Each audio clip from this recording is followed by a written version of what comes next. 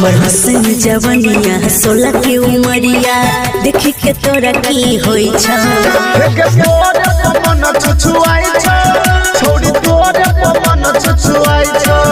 हमर हसन जवनिया 16 के उमरिया देख के तोरा की होई छ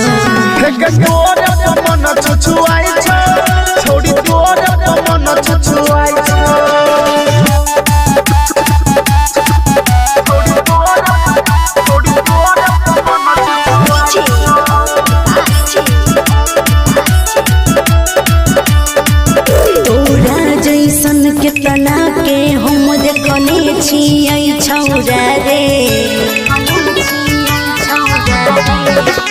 हमरा जे ना मिलतौ नहीं तू सोच ले छौरी गे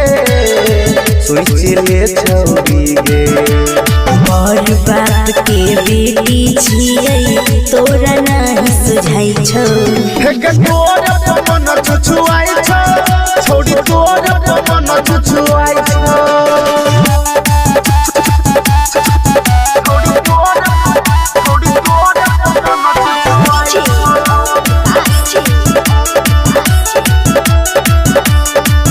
हमरा पीछे नहीं घूमे रे बाबू कहै छियो समझाई के